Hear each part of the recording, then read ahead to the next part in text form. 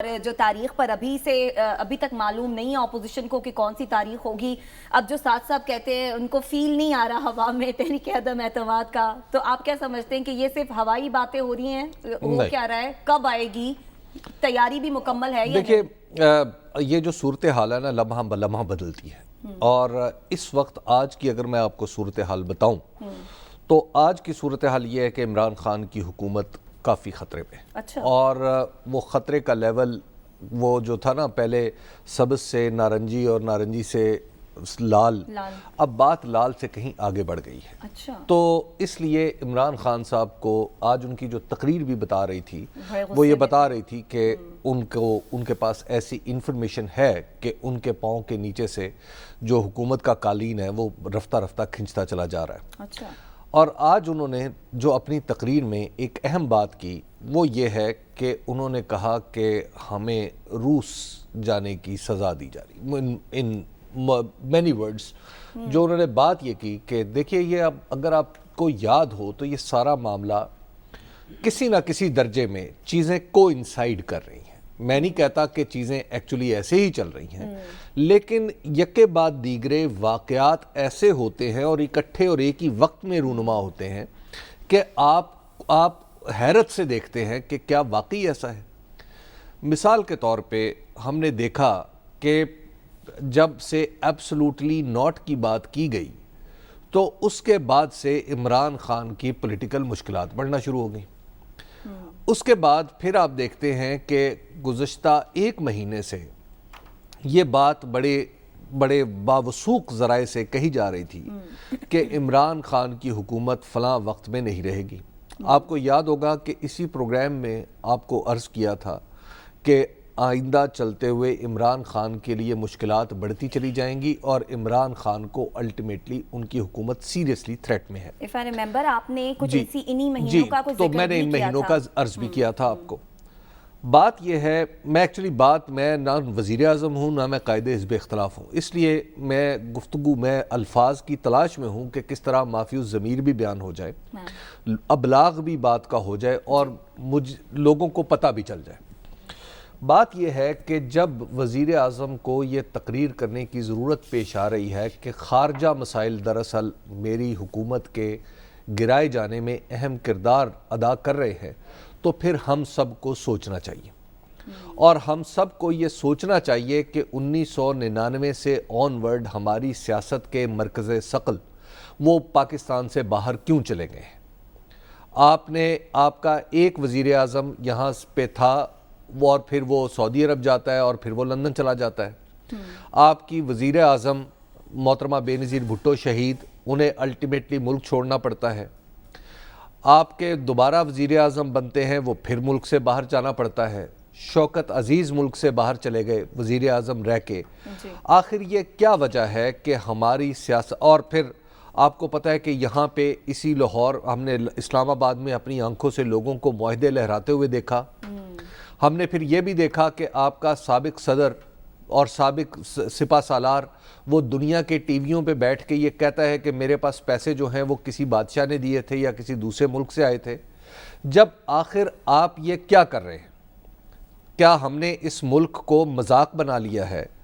کیا ہم اتنے چھوٹے لوگ ہیں بڑے عہدوں پہ بیٹھے ہوئے کہ ہم اس حد تک گر جائیں گے کہ ہم لوگ دنیا کی کسی طاقت کے اشارہ ابرو پہ یہ کام کریں گے؟ اگر آپ کے بارے میں یہ تاثر پھیل رہا ہے اور آپ کے ملک کا وزیر اعظم یہ بات کر رہا ہے تو پھر بہت سارے لوگوں کو کم از کم شرم تو کرنی چاہیے. آپ کے منہ میں ایک منٹ کے لیے لگام نہیں آتی جب آپ کہتے ہیں کہ یہ تو فلاں سے پیسے لے رہا اور فلاں سے پیسے لے کے یہ بات کرتے ہیں. تو اب تو آپ کے لوگوں کے اوپر متعین الزام لگ رہے ہیں. آخر ایک مہینے پہلے 20 جنوری سے 25 جنوری سے پہلے اسلام آباد میں کون کس سے ملا؟ آپ سمجھتے ہیں ساری دنیا اندھی ہے؟ ساری دنیا کو پتہ نہیں ہے کہ کس نے حکومت کو کیا کہا اور اس کا انجام کیا بتایا, اور اس کے بعد آج معاملات یہاں تک آ رہے ہیں کہ آپ تحریک عدم اعتماد پیش کر رہے ہیں. اور پھر آپ نے وہ سارے اصول توڑ دیے جو آپ نے دستور میں طے کیے تھے کہ جناب کوئی بندہ فلور کراسنگ نہیں کرے گا. آج آپ خریداری کرنے نکل پڑے ہیں اور ان خریداری کے فیسیلیٹیٹر جو ہیں وہ بھی اسلام آباد میں نظر آ رہے ہیں. کیا آپ وہ ساری باتیں بھول گئے کہ جو آپ نے میثاق جمہوریت کیا تھا کہ اس ملک کے نظام کو آگے بڑھنا چاہیے؟ آپ کو مسئلہ یہ ہے کہ بس اب میں اس سے زیادہ کچھ نہیں کہنا چاہتا. پرابلم یہ ہے کہ یہ جو تحریک عدم اعتماد ہے، میں پاکستان کا ایک شہری بھی ہوں اور ایک جرنلسٹ بھی ہوں. مجھے اپنے جرنلزم سے زیادہ اپنے پاکستان کا شہری ہونا عزیز ہے. مجھے پاکستان کا شہری ہوتے ہوئے اس بات پہ یکسوئی نہیں ہے کہ یہ جو تحریک عدم اعتماد ہے یہ انڈیجنس ہے. اس تحریک عدم اعتماد کے ڈانڈے اگر پاکستان کی سرحدوں سے اور ساحلوں سے باہر ہیں تو پھر ہم سب کو سوچنا چاہیے کہ کیا ایسا ہو رہا ہے. اگر ایسا ہو رہا ہے تو پھر ہم سب کو کم از کم اپنے گریبان میں منہ ڈالنا چاہیے اور یہ بھول جانا چاہیے کہ ہم کتنے بھی بڑے اکابر ہیں نا، ہم پاکستان سے بڑے نہیں ہیں. ہمارا کتنا بھی عہدہ عہدہ ہے نا تو ہمارا وہ عہدہ پاکستان سے بڑا نہیں ہے. اور جہاں تک آپ کہہ رہے ہیں حکومت کی بات آپ کہہ رہی ہیں تو حکومت از ان سیریس ٹربل. حکومت کی اسلام آباد میں اور بعض جگہوں پہ حکومت کی الٹی گنتی شروع ہو چکی ہے. اب یہ الٹی گنتی کا بعض لوگ تو آپ کو یقین سے بھی بتا سکتے ہیں کہ فلاں جگہ پہ کیا ہو رہا ہے اور فلاں جگہ پہ کیا ہو رہا ہے، لیکن مسئلہ یہ ہے کہ جو یہ الٹی گنتی کر رہے ہیں وہ قوم کو، عوام کو اور تاریخ کو اندھا نہ سمجھیں. یہ ساری چیزیں سامنے آئیں گی اور پھر وہ اور ان کے بچے منہ چھپاتے پھریں گے. لیکن پاکستان میں کسی کو کیا ہے؟ پاکستان میں پہلے بھی بہت ساری چیزیں آئی ہیں. لیکن خیر، مجھے میری مایوسی کے لیے اور اس مایوسانہ تھوڑی تقریر کے لیے میں معذرت چاہتا ہوں. سعد صاحب، آپ بھی یہ سمجھتے ہیں کہ حکومت کے لیے اس وقت سیریس تھریٹ موجود ہے اور یہی وجہ ہے کہ عمران خان صاحب بھی آج بہت غصے میں نظر آئے اور شیخ رشید بھی کہہ رہے ہیں کہ حالات ہی ایسے ہیں، اپوزیشن کو مذاکرات کی دعوت دے رہے ہیں قبل از وقت انتخابات؟ دیکھیے، سب سے پہلے تو میں حبیب صاحب کے جذبات کو اپریشیٹ بھی کرنا چاہتا ہوں، اور بات یہ ہے کہ یہ پاکستان کے عام شہری کے سب لوگوں کے یہی جذبات ہیں. آپ کے سوال پہ آنے سے پہلے میں لیکن اس میں تھوڑا سا پیوند لگاتا چلوں کہ یہ پہلی دفعہ تو نہیں ہو رہا جس کے اوپر دکھ ہونا چاہیے. یہ پہلی دفعہ ہو رہا ہے کہ پاکستان کی حکومت کے فیصلے پاکستان کے ملک کی سرحدوں سے باہر ہو رہے ہیں.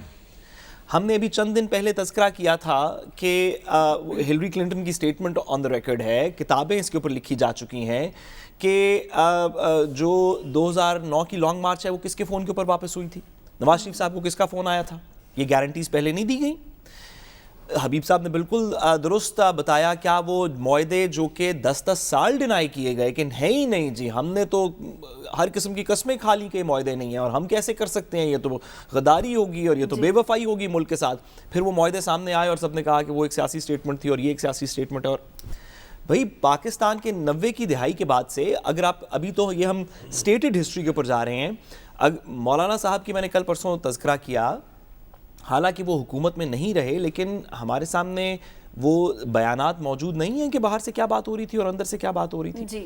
تو پاکستان کے اندر ایک حصہ ہمیشہ اس سائیڈ کے اوپر رہا ہے، وہ حصہ جس کو کہ پچھلے 30 سال کی پاکستان کی سیاست نے یہ سکھایا ہے.